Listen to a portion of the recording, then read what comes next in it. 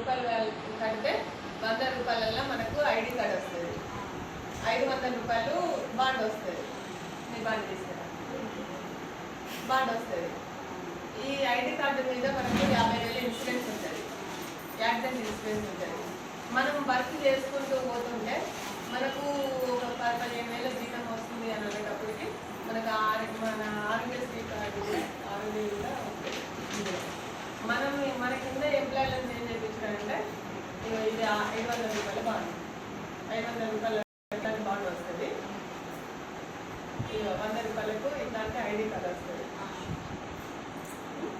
దీని ఉండాలి. మనం వర్క్ చేసుకుంటూ ఒక ఎంప్లాయీగా చేసుకుంటా పోతుంటే మనం ఎవరైనా సంఘాలలో ఏం చేసుకుంటా సంఘ పనులన్నా ఆర్డీలన్నా ఫిక్స్డ్ డిపాజిట్లు మళ్ళీ ఇంకా ఇద్దరు పనులు 22 రకాల పనులు ఉన్నాయి ఇందులో. మనం చేసుకుంటూ పోతుంటే మన కిందున్న ఎంప్లాయీ కూడా వాళ్ళు విలేజ్ సూపర్వైజర్గా వాళ్ళు 8 సంఘాలన్నా చేయాలి. లేదు ఆర్డీ రూపకంగా అంటే 40,000 రూపాయలు కట్టియాలి సంఘానికి. ఆ తర్వాత మనకు మండల్ సూపర్వైజర్గా ప్రమోషన్ ఇస్తారు. మళ్ళీ మండల్ సూపర్వైజర్గా కూడా విలేజ్ సూపర్వైజర్లను 20 మందిని పెట్టుకోవాలి.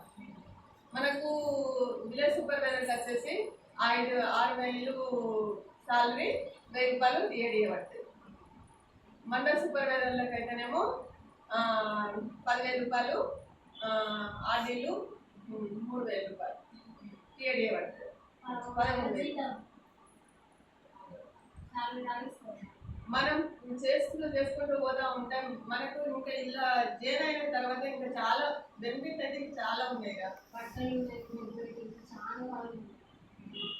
మనకు ఎంప్లాయ్మెంట్ పెట్టుకుంటూ మన కింద విలేజ్ సూపర్వైజర్లైనా మండల్ సూపర్వైజర్గా ప్రమోషన్ వచ్చినాక మండల్ సూపర్వైజర్గా ఇంకా మనకు 16 సంవత్సరాలు మన ఈ కంపెనీలో మనకు వరకు 16 సంవత్సరాలు. 16 సంవత్సరాలకు 10 లక్షల రూపాయలు, 10,000 రూపాయలు నెలకు పింఛన్లు వస్తుంది.